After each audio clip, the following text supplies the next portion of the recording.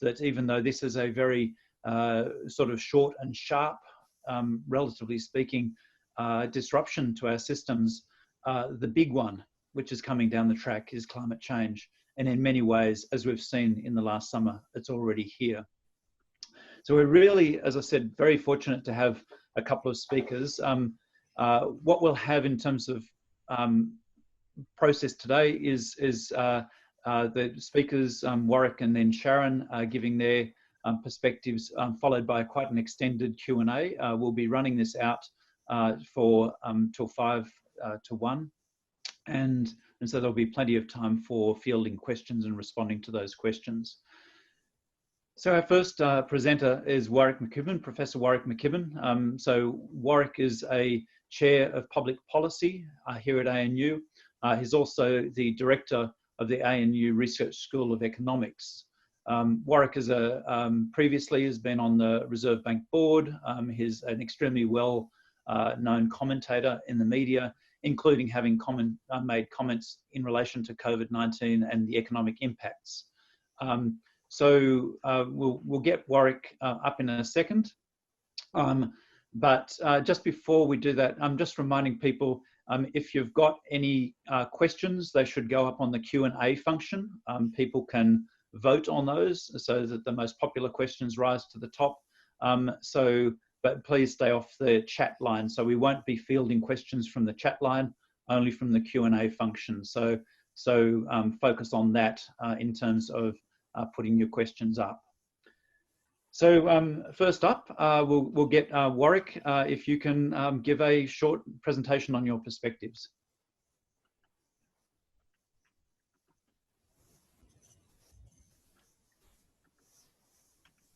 Mark, can you see that? I can. Thanks, yes. Warwick. Great. Thanks very much for the introduction, Mark. I'll just make one correction. I'm actually not the Director of the Research School of Economics anymore. I'm the Director of the Centre for Applied Macroeconomic Analysis in the Crawford School. Thanks very much for the invitation, and it's great to share a panel with Sharon. What I want to do very briefly is just give you a quick summary of where we are, point out what Australia did right with COVID-19 so far. It's nowhere near being over. Stress that it was important there were multiple policy approaches rather than just focusing on the health issues, and what we learned for climate policy. This is yesterday, so this is a nice summary of where we are. If you look at this graph, we've clearly crushed the curve, although we've had 33 cases in Victoria overnight, but you can see we're still in the middle of a major global pandemic. If you look at how Australia performed, this shows cumulative known cases since the 100th case. It's a log scale. And you can see some countries are still going up. The US is accelerating now. Brazil is a disaster. Russia, India. Australia has done very well, and so has Taiwan and New Zealand and several other countries. If you look at the deaths, again in log scale, you can see again Australia has done very well in terms of saving lives. My estimate before the pandemic broke out was if nothing was done, we could easily lose 200,000 Australians, so based on historical pandemics. So what are the key dates? Really, the timing really mattered here. The outbreak occurred, was recognised on the 31st of December in a pneumonia cluster. 7th of January, China identified the novel coronavirus. The US first case was 14th of January. Australia was 26th. So it was only a matter of 2 weeks, less than 2 weeks between when it hit the US and when it hit Australia, yet the outcomes were totally different. Australia responded very quickly, travel bans from China on the 1st of Feb. 17th of March, I attended a dinner in the Prime Minister's dining room with his chief of staff and all the senior bureaucrats, no politicians. And we had an argument about whether this was just an influenza or should you actually try and break the back of the pandemic before it spread widely. And then there were further policies implemented very quickly. And by the 20th of March, the cases peaked. Now, what was the response if you were going to identify the key factors? Firstly, it was based on scientific assessment of the risks and uncertainties. So there was a very much science-based response and a clear national strategy. There was a clear plan, had bipartisan support, and it was designed to be in the national interest, not in the political interest. Transparency was everywhere, what was being done, why it was being done. There were a few mistakes and a few missteps, but pretty much transparency meant information was flowing. There was complete coordination at that time between national and state governments. As things have moved on, we're starting to see that start to fracture and we're starting to see cases rising. The plan was also adaptable. So once the plan was formulated, data was collected, people were observed, how the economy responded, how people responded, and that was continually updated. And at the same time, the government and the central bank, using through Treasury and other departments, coordinated a macroeconomic policy response to attempt to minimise the economic costs. And then, importantly, very quickly, there was a plan for transitioning the economy using inputs from experts, such as the Group of 8 formed a Road to Recovery report, which I was involved with. So we had, throughout this whole process, there was a lot of professional expert opinion. So the goal of the policy was also clearly articulated. The policy was, this was firstly a health response, and the goal was to minimise the number of people becoming infected or sick, to minimise how sick people became and the mortality rate, manage the demand on Australia's health system, and help individuals manage their risk and risk to those around them. So the plan was published on the web. If you haven't read it, you probably should have, but it's available. Very clear what was happening. And the plan was designed to inform people so they could make rational decisions and they could understand why parts of the economy was being closed and there was going to be pain. There was continuing updating of the plan, as I mentioned.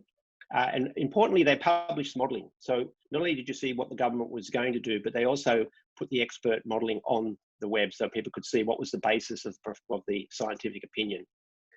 The coordination of national and state governments was very important. Very early on, there was a national cabinet formed, state and the federal cabinet plus state leaders. There was a health protection principal committee making decisions and coordinating across states and jurisdictions. And the health ministers or the health medical officers at the federal and state level were all engaged in this process. And the main departments were all engaged. And it met regularly, daily actually, for most of the early stage of the pandemic. There was a lot of money put into the health response. I won't go through it in detail, but there were billions. There were billions of dollars expended, hundreds of billions of dollars by the federal government. The state governments implemented on the ground testing, monitoring, the travel restrictions and the fever clinic testing. The fiscal response was enormous, potentially 16% of annual GDP. Direct measures were up to 10% of GDP. This is bigger than during the global financial crisis. And what was very important was this was targeted. There was income support for individuals, payment supports to households. People were allowed to release funds from their superannuation. The job seeker payment was put in place, the job keeper payment, and cash flow to employers. At the same time, the central bank reacted very quickly, lowering the cash rate, flattening the yield curve, providing liquidity throughout the financial system so that there wasn't going to be a financial crisis as well as a health crisis. So that was a very impressive response. And as I said, it's not over, but what are the lessons? Well, this is really just the first screen again. So how do you design climate policy in Australia? You base it on scientific assessment of risks and uncertainties. You have a clear strategy to address climate change. You have a clear plan. It's got to be bipartisan and it has to be in the national interest, not the political interest. There has to be transparency of why things are being done, what is being done, and how they're being done. We need coordination of the national governments and the state governments. And you can't have an inflexible plan. There's a lot of uncertainty in the climate policy space. So the plan has to be adaptable as we collect better data and we understand how businesses respond and how households respond. And we need to support the climate plan with macroeconomic policies, fiscal policy, monetary policy. We want to get the maximum reduction in emissions at the minimum economic costs. And clearly we need a plan, not just how we're going to act now, but we need a very clear plan of how the economy will transition using inputs from experts and based on science. So just to conclude, there is a new paper out by the Academy of Social Sciences. If you haven't seen it, it's worth reading. I confess I'm a co-author, and it's called Efficient, Effective and Fair Climate Policy Discussion Paper. And I'd encourage you to read that because I think now is the time to really take the climate debate forward. Thank you, and that's the end of my few minutes.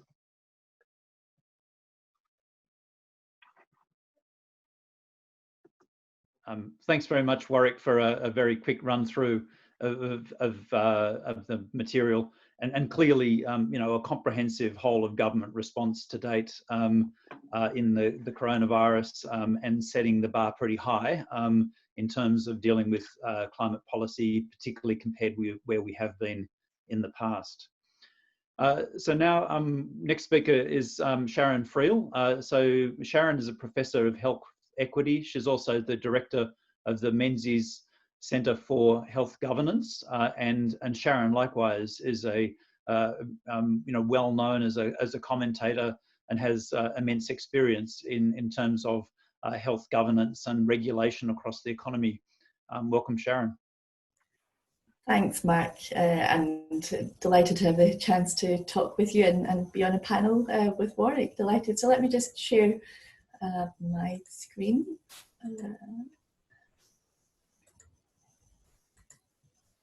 So really Warwick has set up quite beautifully for the remarks I'm going to make, which will be really trying to understand what's missing from the responses. So this was just, I thought, might be interesting to see what we have in place within Australia. And Warwick mentioned the incredible investment that we've seen from the federal and states and territories around COVID-19, and that's what that list is down the left-hand side.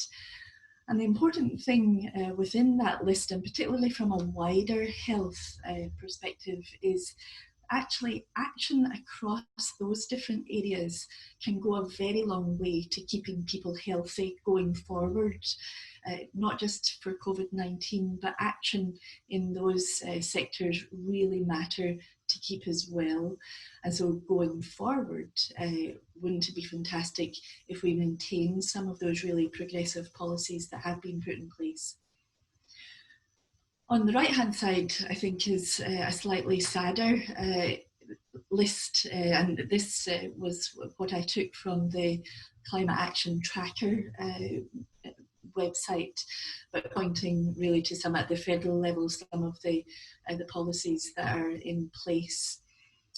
And if I was to compare the two of them, I would say, so there's been an incredibly strong government state response in terms of COVID, and really a rather weak response when it comes to climate change.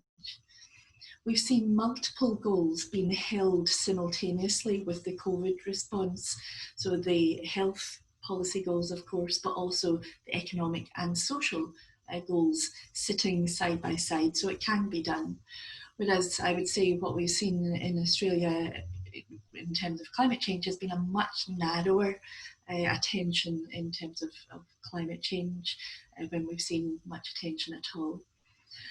But a key point that I want to make is in both situations, there's been very little attention to the root causes, and therefore what does that mean going forward as we will inevitably come out from COVID into the terrible situation that we have with climate change.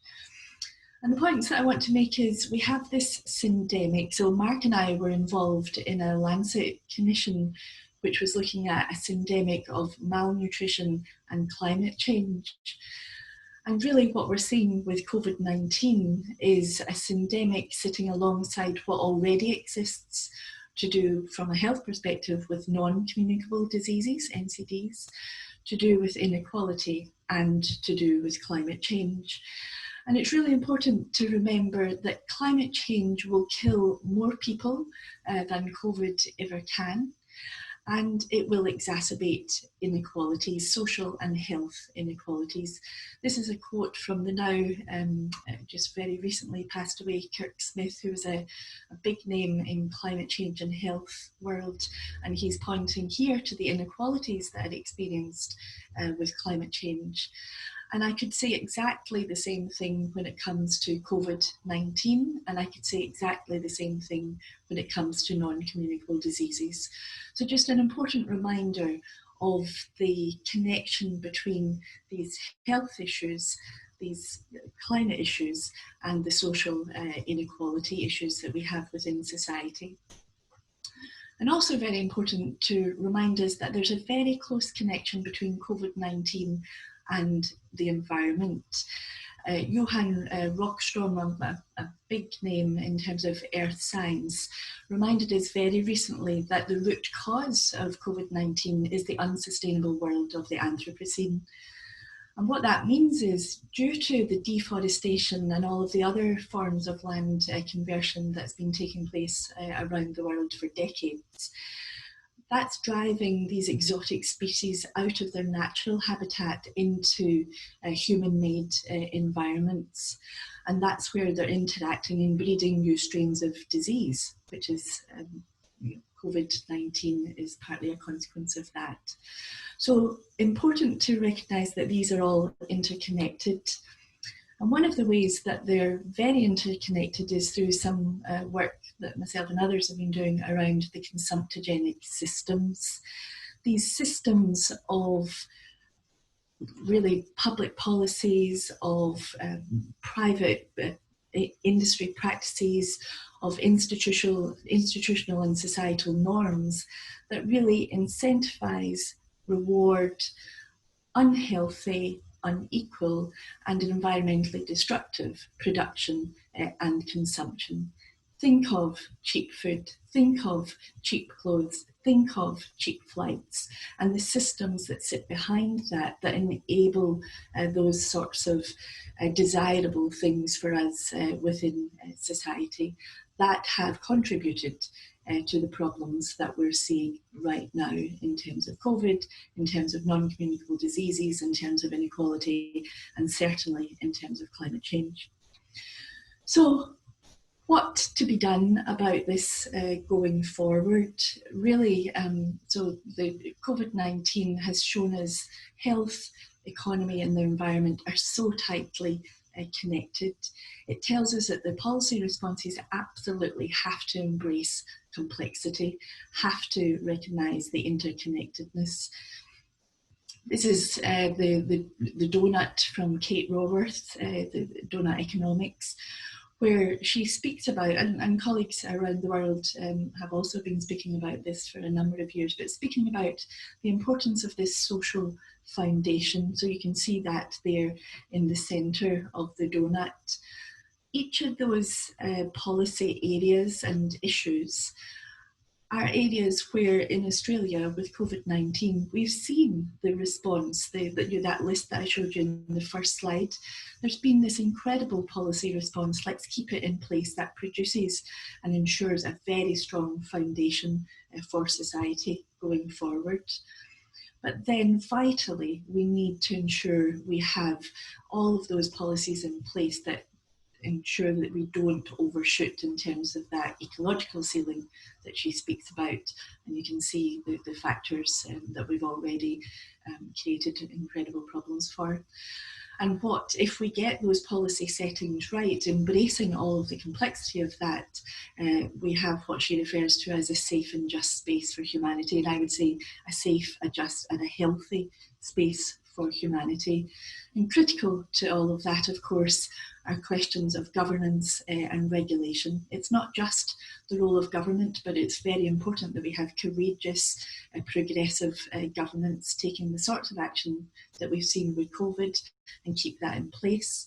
It also means that we need a regulatory environment that enables sustainable and ethical business practices. Let's make sure that that becomes the norm. And of course, engaged civil society. Politicians and policymakers often tell us that for action to take place, there needs to be public demand. Now, interestingly, of course, we've got incredible public demand for action on climate change, but yet we're still seeing very little taking place within Australia. And there's lots of different regulatory tools to make this happen. So I would say, wouldn't it be fantastic moving forward if we had a policy framework that embraced the ecological and the social factors that we've seen, certainly from a social and an economic perspective, it can be done. We've seen that with COVID-19. I think, why on earth don't we do this for climate change? So that's my remarks. Thank you.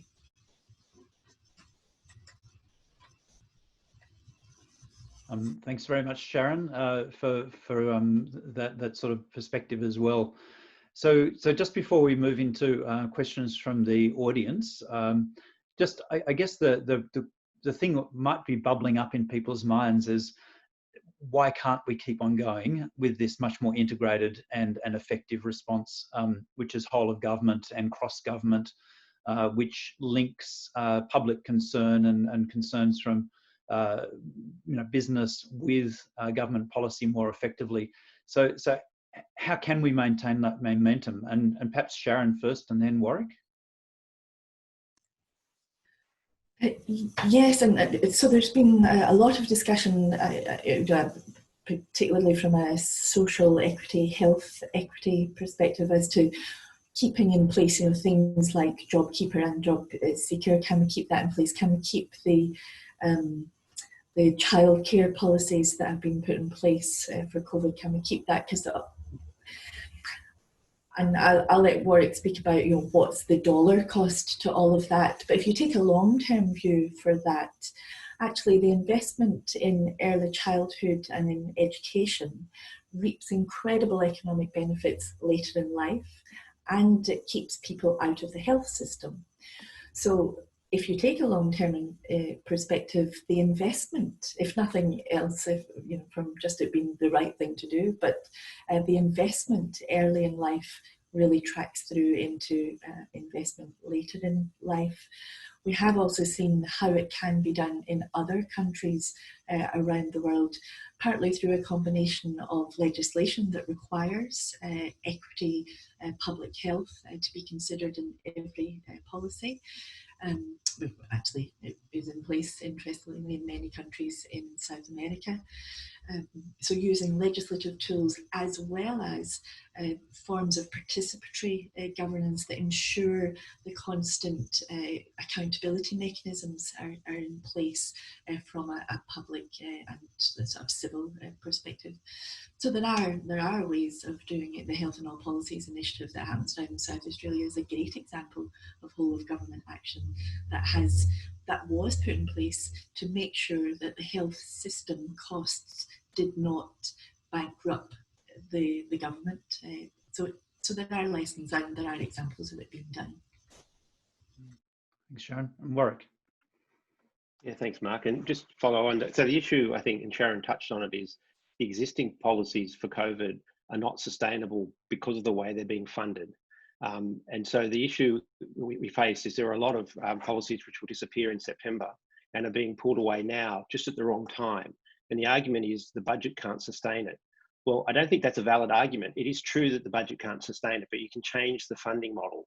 And one of the things I think is really critical is, for example, at that meeting, which was reported in The Guardian, so I can talk about what was said, I won the argument on doing something rather than letting it rip, but I lost the argument on financing it. My view is the way a lot of these things should be financed are through either income or revenue contingent loans.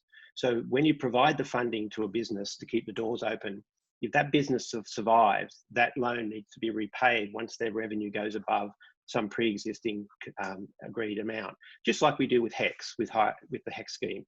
You go to university, the government pays for it, and then you pay it back over time in the tax system. So you get to smooth the cost of your education, the public gain from your education, as Sharon says, and you gain from your education. So it should be shared.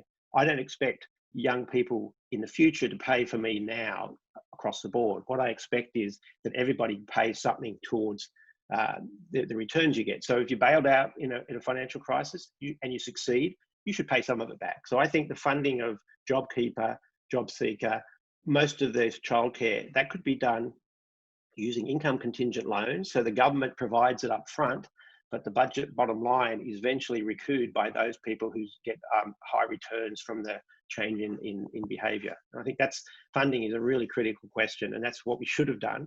But now we're facing a fiscal cliff. That means that there's big policies which are needed because this has not gone away, and it won't go away until there's a vaccine. We need to be in place. We don't want to have uncertainty, economic uncertainty, policy uncertainty on top of the pandemic uncertainty. It's very expensive economically. Yeah, thanks, Warwick. And clearly, it's not going to go away. We're actually seeing exponential growth in many places across Earth, and so the numbers are growing and growing day by day, and the implications, of course, are growing day by day. So I'll just open this up to Q&A. So just reminding people, questions can be submitted through the Q&A function, not through the chat function. So we won't be referring to questions on chat. In Q&A, you can vote for the questions that you like. and the one which has got the most votes at the moment, and I'll just paraphrase it because it's a long question, it's basically just saying there is a tendency right now to go back to business as usual, in the sense of going back to things like coal-fired power and a new gas-oriented agenda, rather than moving into an agenda which is, say, renewables focused. So the specific question, Warwick, is aimed at you, and it says, you're at the Prime Minister's table. How can people like you in influential positions convince them this is not the way to go? And you've already referred to this a little bit in terms of the financing of different policy instruments. But there's a broader question here about that the national interest isn't served by what we've done in the past. That's a very good question, and I've been trying to get the government of all persuasions to adopt climate policy since the early 90s, and so it's been a hard slog. Basically, you just have to convince them eventually that it's in their own self-interest. There's no point making other arguments which are perfectly valid, but unless the politicians or unless the policymakers or unless industry see that something is in their own personal interest, that's when you'll get the push from the public opinion change policy. And now, to go back to when John Howard was Prime Minister, I was on the Prime Minister Science and Engineering and Innovation Council. And we convinced John Howard to put in place a cap and trade carbon trading system, very comprehensive. The report was Martin Parkinson was basically the person behind the report, but there were a lot of expert opinion. And if he'd won the election, we would have had a very serious climate policy. Instead, we ended the climate wars, and that was a very big setback. The second question, the second issue is to make it clear in their own self-interest. Is I always ask the question that I asked when we were talking about do we respond to COVID? What if so no one knows how the world actually works, certainly. Like no one knows complete truth. So what if your policy is wrong? What if you pick the wrong policy? How bad can it be? So with the COVID argument, if you decided that it was really just flu and let it rip, which is what the Murdoch press were pushing, what if in fact it's not? Well, what if it does kill people at a much higher rate? The disaster for the economy is enormous.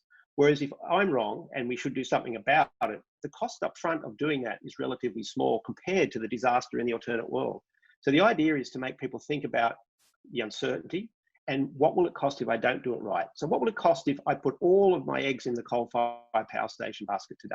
And we have to take action on climate change because that's the way the entire world is moving. And most of our coal production is used for export. We're going to have incredible losses on those capital goods that we've put in place today.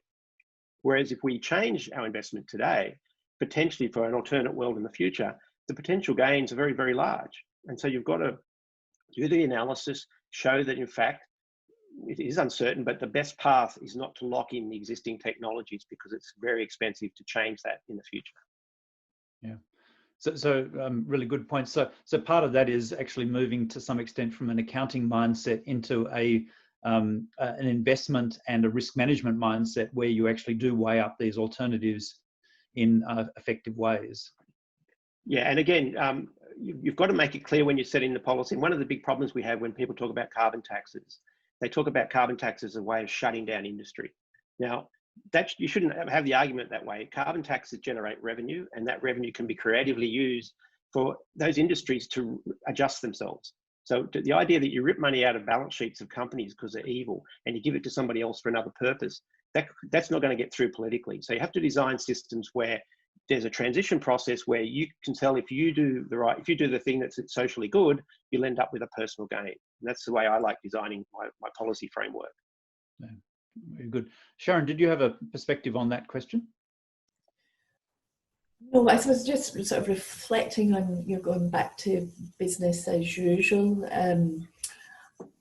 One of the things that I've taken great hope from the COVID-19 discussions is the fact that there have been a number of sort of principles or policy issues that have risen to the ascendancy alongside the kind of the economic points that Warwick has been making. And so you do then have a discussion about those, I would hope going forward, policy decisions that, how do they ensure a prosperous economy, but also how do they ensure health And that creates a window, I think, for saying, and how does that ensure environmental sustainability?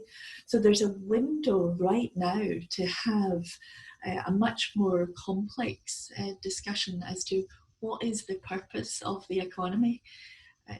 So I would hope we don't go back to business as usual in saying the primacy, the issue that always has the primacy is the economy, and I'm not naive to suggest that that's not an important thing, but we've also seen that we can bring these other sorts of issues right up there, and certainly from a health and climate perspective, that gives me real hope to recalibrate what business as usual looks like. Yeah. Thanks, Sharon. So in the policy sort of domain, there's these things called Overton windows, which are windows of opportunity to redirect. And there's an argument that is the role of politicians is not to open the window or create new windows. It's actually to recognise when the public has actually moved that window or created a new one. And that seems to be exactly what's happening at the moment. And I'm not sure that all of our policymakers are recognising that there is a new window to a new world, which is the one that you're referring to. That response, Sharon, in relation to sort of environmental versus environmental issues, I guess, is the core of the next question. And essentially, it's about the concern about how coronavirus is being used as a way of pulling back on environmental regulation, and we've seen this happening in various ways. And so the question is really about how can we deal with that, given that it's often sold on the basis of those industries which it's often supporting, such as the mining industry, are so crucial to our economy, and so we're prepared to sacrifice environmental and sometimes social long-term sustainability and long-term goals for those short-term ones. Given your expertise in regulation and governance, have you got any suggestions about how to better handle that? Yeah, it's a really, really tricky one, because I think, yeah, we've seen a number of policies being completely readjusted and sort of deregulation of areas sort of quietly in the background in Australia and globally that you're referring to.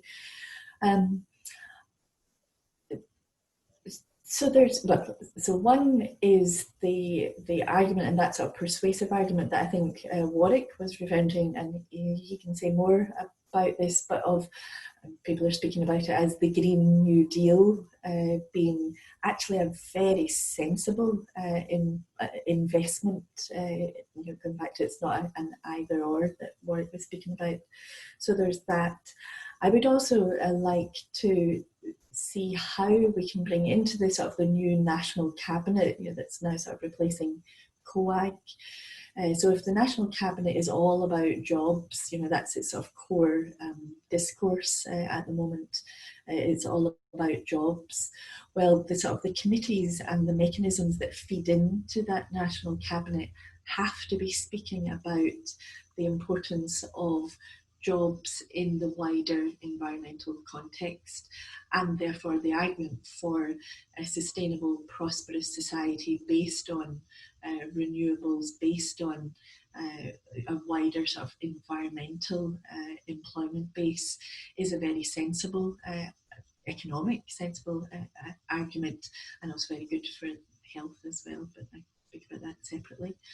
There is also, of course, really now is the time for a very strong civil society, and the sorts of movements that we have been seeing around climate change, the climate change movement, climate change and health movement, the Climate and Health Alliance here in Australia, to be incredibly noisy, to be incredibly engaged, demonstrate and shining a light on the policies that are being changed, that are being pulled back, that are being closed down, the deregulation that's happening in some of these other environmental areas that is going to be incredibly harmful down the line. So these are different sort of ways of influencing from a governance and a regulation perspective. It's certainly no silver bullet, but national cabinet, noisy and engaged civil society, local through to global, shining a light on what is happening and what's harmful about that, but actually ways forward. Yeah. Thanks, Sharon. Warwick, you have something? Yeah, I was just going to add, just to reinforce what Sharon said about the National Cabinet. I think there's a very strong case for having the National Cabinet continue, and actually to have the Leader of the Opposition on that Cabinet, as well as some key ministers on both sides of the aisle, because in the end, you're going to need a grand coalition to get a policy that will actually sustain itself. You cannot design climate policy where every time there's election, there's a change of government and there's a change of climate policy. So you need to have those who are making the decisions be responsible for the decisions they're making and make it more cooperative than it is at the moment. The idea really is to freeze out the minor parties wherever possible, because at the moment, they're the ones that are making the decisions at the margin because the two major parties disagree with each other. Now, sometimes the minor parties make good choices, but most of the time they make bad choices. So I think it's important that you get back to the centre and you get a consensus, a view of 80% of things that most politicians agree on both sides of the aisle, have a formal policy framework around that 80%, including climate change, I would argue. And then the other 20%, which are philosophical or other reason, ethical base or some other argument, fine, have a disagreement in that space. But what we need to do as a country is get back into the centre and have a clear set of what we believe in and what we're going to do about climate change and antimicrobial resistant diseases. There's a whole range of big issues we have to face as a country, which we just don't have the current framework institutionally, politically as well, that can solve these big problems. Yeah, it's really interesting. And of course, the Leader of the Opposition just came out in the last couple of days with a statement which to some extent leads to exactly that sort of circumstance that you're talking about, Warwick, where there's essentially that bipartisan agreement on particular topics, including climate change. So the next question actually was about the National Cabinet, and in particular it said, do we see, or do you see an increased role for Commonwealth state agreements as ways of managing the differentiated responsibilities that the Commonwealth and the state have in our federation?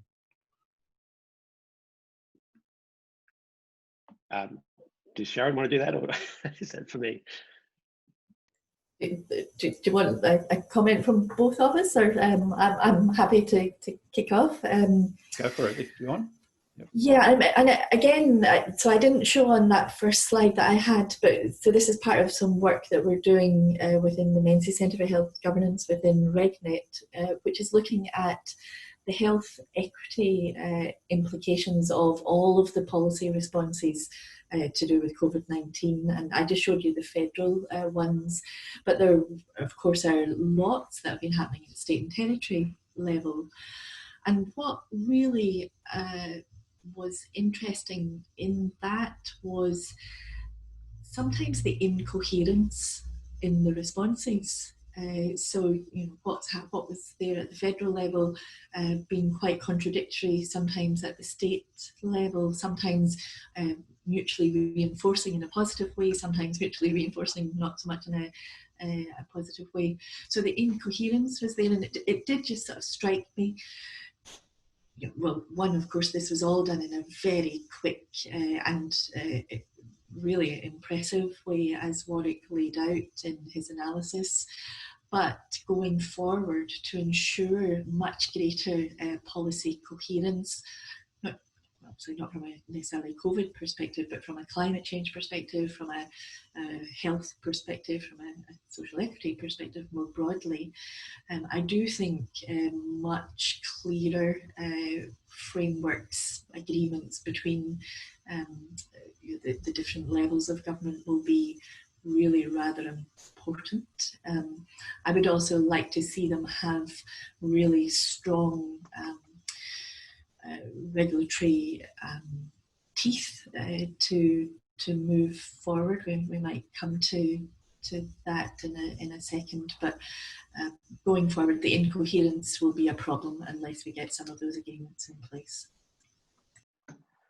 So if I could just add to that, so one of the problems I see is the natural world doesn't respond to the borders that the artificial borders that politics create. So one of the problems I have right now is, if you step back and you say, if you're going to design Australia's political system again, what would you have? I wouldn't have states they're completely artificial. I would have little regions and have the federal government coordinating it, and the regions deliver the services. So again, in the COVID space, what you were doing in Melbourne in terms of how people were being told what to do, and the people in Western Victoria, totally different situations, yet they're all being subject to the same set of regulations, the same set of rules. So I think you have to, if you really wanted to start again, or at least think about, well, how would you fix the current system? I'd go back to what does the best system look like? And it's got to be 2 levels of government, not 3, but that's not going to happen. So how do we move from where we are to something which is a lot more flexible, and where you can actually get the delivery of services better targeted? You can get the whole range of better policies than we currently get. And I actually don't know the answer to that, but cooperation, as we saw in COVID, will occur if the expected costs of not cooperating are too high. And so what we'll see from here, if the virus reemerges, as I think it will, we'll get greater cooperation going forward. If we get lulled into a sense of security, and Australia looks like, you know, she'll be right, then we'll start getting politics as usual, and that's not good for any sort of policy frameworks at all. Yeah. Thanks, Warwick. So the question of an ideal system or a better sort of way is the sort of core of the next question, which is around about the consumptogenic environment that we live in, Sharon. And the question is, what would a better system look like, and how do we get there? $1 million question. So I'm going to let Warwick talk about the economics of all of this. So me in my ideal world, what would that not a consumptogenic system look like? And well, so first of all, I want to come to the fact, so we have been speaking very much about Australia, but Australia, of course, is part of the globe and part of the processes of globalisation. We've seen, of course, some of that being curtailed a little, but that will continue, I'm pretty sure. So if, you know, I'll just give an example of some of the incoherence that's happening, which is driving some of this consumptogenic system. So we do a lot of work in trade and investment systems, and how trade investment systems have been incredibly important from a development perspective in many countries around the world. But what trade and investment systems have also done is increase production, because of course you want to increase your markets. They've increased production, and they've increased production and penetration of unhealthy, environmentally harmful commodities. And you know, I'll take some of the foods that we look at. You know, high fat, high salt, high sugar foods have proliferated around the world, really helping to drive the non-communicable disease epidemics that we've seen around the world for decades, and environmentally harmful in some of the practices. That's a consumptogenic system. It's driving production of particular types of products which are unhealthy and which are environmentally harmful. I'd love us to think about the trade and investment systems going forward in ways that ensure, which we've seen in terms of access to medicines. Trade agreements are actually quite protective now of ensuring access to medicines at times of public health emergencies. Why are we not thinking about some of that in trade and investment discussions from an environmental and a health perspective? I'd also like us to think about the business incentives. There's such opportunity again right now with some of the investment funds and some of the big transnationals saying we're going to divest from a range of commodities, including fossil fuels, including, we've seen it in tobacco, happening within tobacco and some other.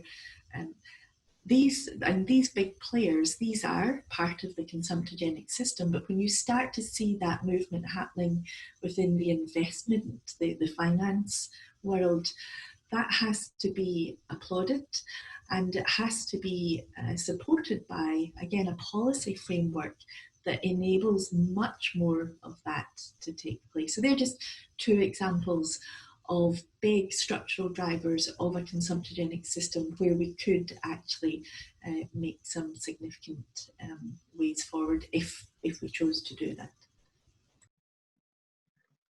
So, Mark, I'll just follow on from Sharon's point, because from an economics point of view, the way I think about things is that everybody's different. Everyone has their own preferences. So we can't tell everybody to do the same thing because you're going to be better off.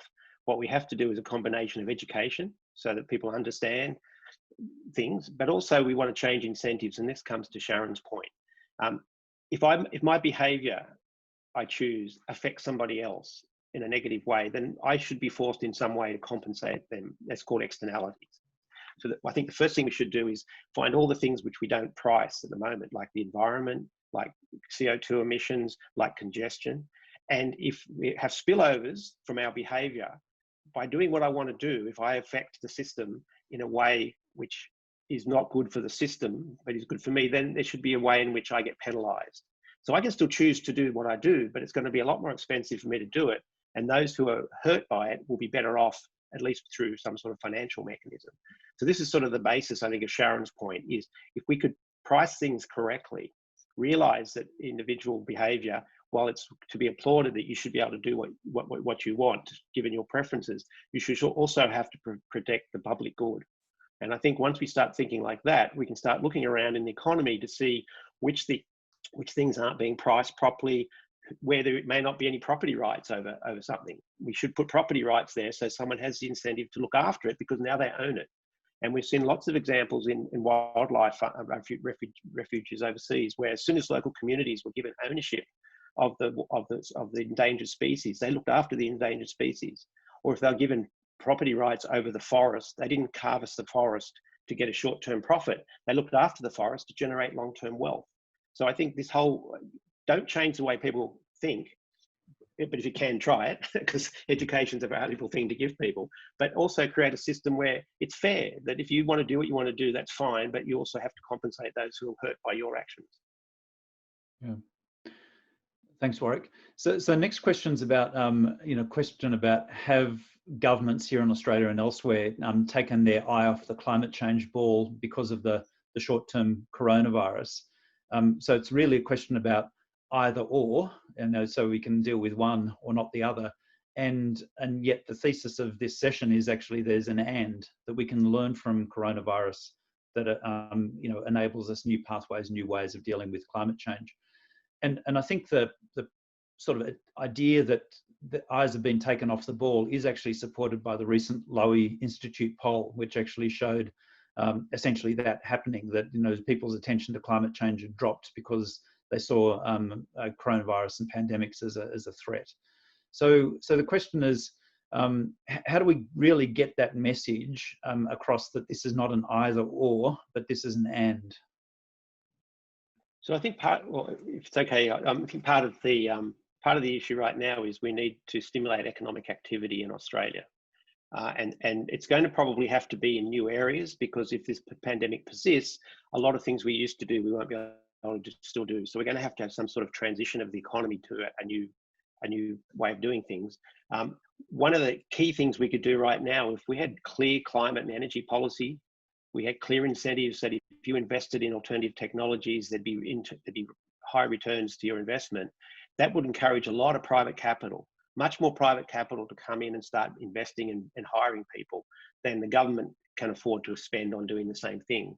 So I think, again, we can use the need for economic stimulus to drive this sort of infrastructure investment and other investments which have high rates of return from an economic point of view, and high social rates of return and high environmental rates of return. So again, it comes back to Sharon's point. Incentives are really important.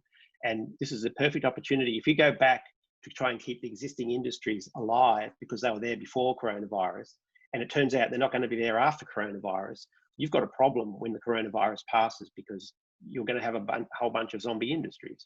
And so I think freeing it up so the market can actually make investments in new areas, some of which may fail and some of which may succeed, much better way of designing the way forward out of coronavirus than to mandate, let's stay where we are, or mandate a particular technology or a particular way of going forward. Create the incentives, create the property rights, create everything that investors need to take risks and invest in new ways to produce and consume. Thanks, Warwick. Sharon.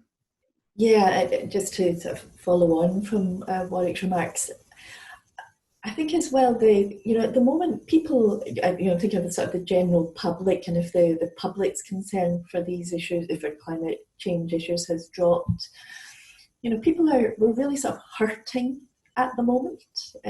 We're hurting economically, we're hurting socially, we're hurting mentally.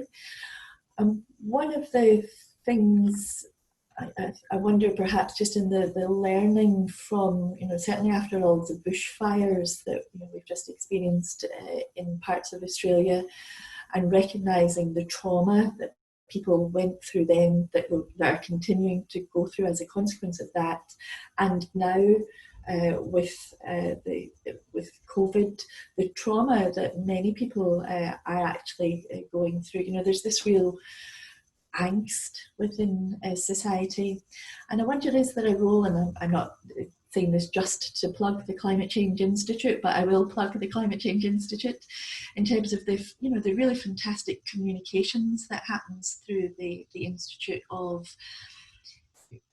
demonstrating so clearly that actually the angst that was felt through the bushfires and the angst that has been felt through COVID is partly because of and can be rectified by action on these underlying issues that relate to climate change, that relate to COVID, and relate to a number of other things.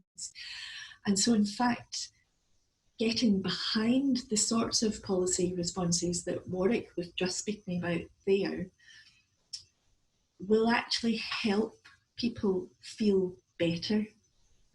So I don't know exactly myself what that looks like from a comms perspective, but as I say, that's done beautifully through the Climate Change Institute. So I think there's a communications piece to be done, which is also really about demonstrating the benefits for people to care about climate change action now because of what's happening with COVID.